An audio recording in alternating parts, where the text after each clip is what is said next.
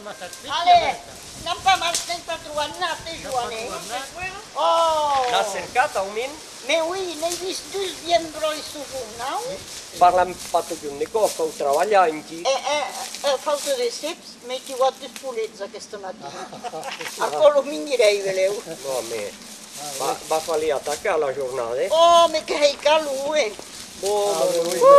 Ascoltate un cop a Déu, Un arbre, on le prend en bas, une année, 2 années, on voit la marque du zinc, 3 ans, 4 ans, et là on l'a fait 5 ans, mais en principe c'est 4 ans. Et quand on arrive à la 4e année, on a mis une en bas. C'est-à-dire que le pin, il reste 2 ans avec une carre, autrement il a toujours de carre.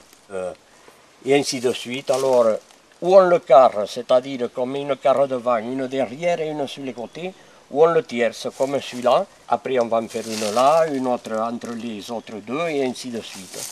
Et puis on peut faire des dizaines de carres sur chaque pin. Il y a des pins qui ont déjà plus de 10 carres. Oh oui. Qui ont plus de 10 carres. Alors imagine-toi un peu le nombre d'années qu'ils ont, quoi. Et finalement, les pins ne se portent pas plus mal avec toutes ces carres-là que s'ils n'avaient rien. Ça fait 4 ans là et la carre est à moitié fermée déjà. Ouais. 4 ans de plus et ça sera fermé. Ça date du tout début. C'est quand le pin était trop haut, parce qu'à l'époque ils allaient très haut, jusqu'à 2,50 m de haut et plus. Alors ils avaient un piteil, à l'époque c'était un bois qu'ils prenaient, avec des chevilles, jusqu'à 9 marches comme celle-là. Hein. Ils montaient beaucoup plus haut et ils allaient jusqu'à certaines dans les branches, avec un upshot spécial comme une hache retournée avec un manche court. C'est pour ça qu'ils avaient ce piteil pour aller encore plus haut. Mais ça date ça du tout début du gémage. Et après, ils ont abandonné le piteil pour prendre le upshot avec un manche long. Il y a même un upshot que j'ai trouvé avec un manche de 2,10 m, il fait de long. Je suppose que c'est quand ils ont abandonné le piteil, pour aller encore plus haut, ils avaient pris ce upshot qui a le taillant en forme comme les parascottes, et c'était pour aller encore plus haut. Mais ils ne parlent pas combien il y a eu d'escamades. Hein, les escamades, combien il y a eu de jambes cassées. Sûrement que, parce que c'était pas du tout stabilisé, il n'y avait pas de pied comme là, c'était une. Et alors, quand ils ont abandonné ça, ils ont dû prendre ces upshots pour aller encore plus haut. Voilà. Mais le zinc, il devait quand même être à portée d'homme, donc il y avait une longue carre sans le zinc, quoi, parce que là, on l'a mis un peu haut, il faut le piteil pour y aller. Il faut que le pot soit à portée d'homme pour pouvoir l'enlever, quoi, pour faire à l'aise. Voilà. Et ils avaient donc trouvé ce système. Je ne sais pas si ça marchait longtemps, mais c'était que pour faire le haut. Alors il fallait sûrement 2 upshots, un pour le bas et l'autre pour le haut. Bon, aquest aquí crec que és bon. Et puis, Diu de meio metre. De meio metre. Il dit toujours. 1,5 m, no ve dir pas. Et puis, Lo podem prendre. oui, aquest est bon. Bon, aquest és bon. Faré-lo en neta. Bon, là on vient de voir l'ouverture d'un pin, la première année.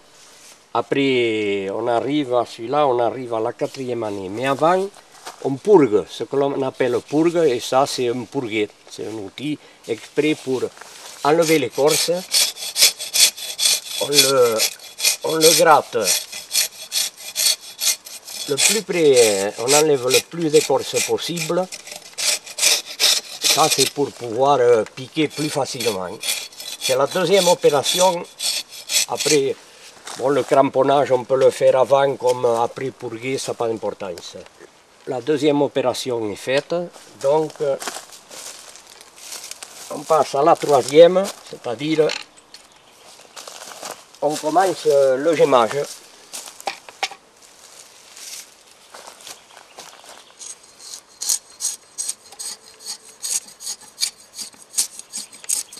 Ah, j'ai perdu le coup de main. Hein.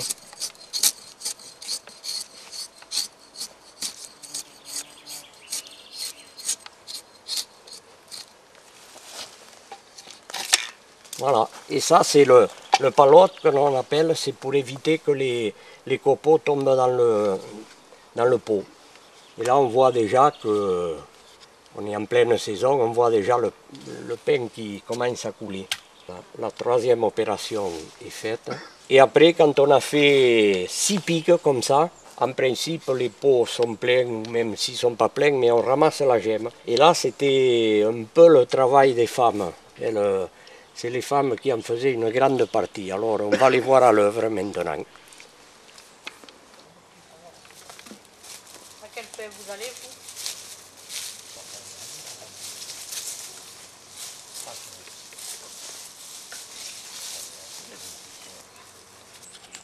Je nettoie un peu le zinc pour que l'autre gemme descende bien.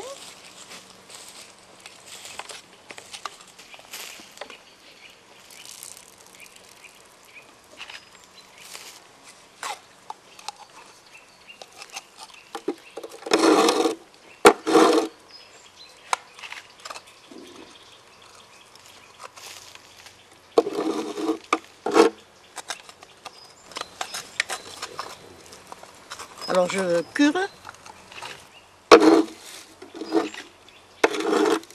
et voilà, jusqu'à la prochaine fois.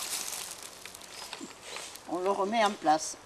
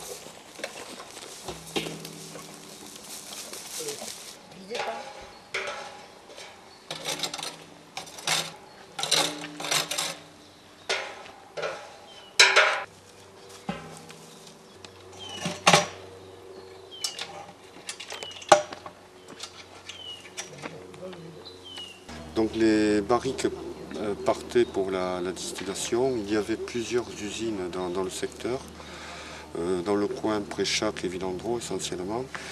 Et chaque barrique était marquée. Donc là on a P qui correspondait à Préchac, le numéro de la barrique et le litrage que contenait la barrique.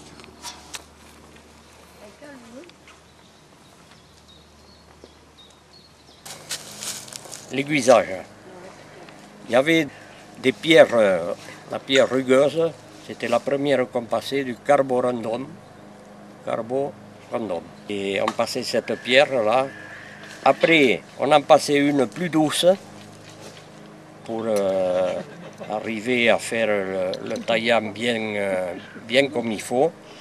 Et la troisième pierre, c'était une pierre encore plus douce, c'était pour donner du fil. On donnait comme ça sur le taillant.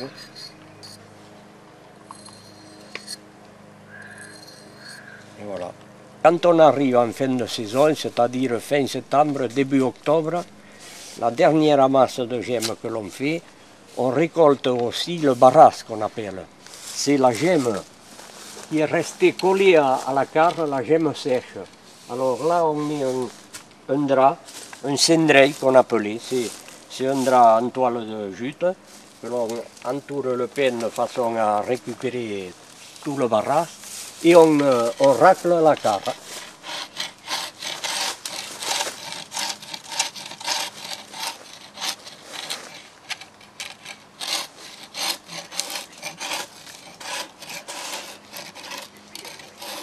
C'est le moment des palombes, alors là on va à la palombe après. Sinon, à quel âge vous commenciez à gemmer? Tout petit? Vous commenciez déjà à suivre vos parents? On l'a sorti de l'école. Même Le gemage. le jeudi, Oui, mais on allait...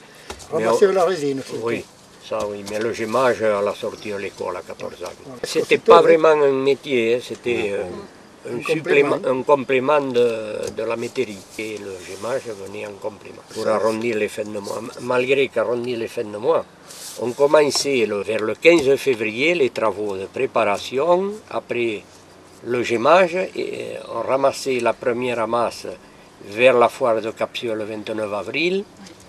Et on touchait un premier acompte mi-juin. 4 mois là, et encore c'était qu'un acompte. Le propriétaire avait quand même le matériel à charge, c'est-à-dire les pots et les ailes et les pointes. L'outillage, le crampon là, et la bille, tout ça, là, c'était quand même le résinier qui appartenait au se le résinier. procurait, quoi. Les quartes aussi, les bidons, c'était au gemeur. Qui se le faisait? Qui se les faisait? Ah oui, souvent, oui. Les quartes en bois, c'est eux qui le faisaient. Un millier de peigne, un millier de carres par là. Oui, C'était à peu près ça. 8, 9, 5 000 peines, mais Ouais, maximum. quand même. Ouais. Dans la journée? Ah oui, oui. Ah ouais. Ah oui. Et en tout, vous Donc, en avez combien? un gemeur, 3 000 quarts à peu près. Voilà. Donc, il fallait 3 jours de gemage. Et comme l'été, tous les 5-6 jours, il n'y avait pas beaucoup de temps quand il fallait ramasser la gemme. Alors, c'est les femmes qui venait. ramassaient une bonne partie de la gemme. Il y avait quand même toujours un homme avec, parce que pour porter les quartes, les bidons, pour les vider, c'était pas quand même trop un travail de femme, parce qu'il fallait la porter, la quarte. Le poids, quand c'était en bois, plus la gemme, il y avait des quartes de 10 litres. 27, ça 15 litres. Oh, 15, oui. 15 litres par là. La plus mauvaise année, ça a été 56 quand même. L'année où il a fait si froid, quoi. Ouais. Ouais. Là, Les pains avaient ils n'ont froid, pas ouais. du tout gêné. Ouais. Un peu au mois d'août, mais... Cette année, ça n'aurait pas été une bonne année jusqu'à maintenant, avec toute l'eau qui est tombée. Oui, ça Voilà, aussi. voilà, du C'est froid le en temps. hiver. Hein.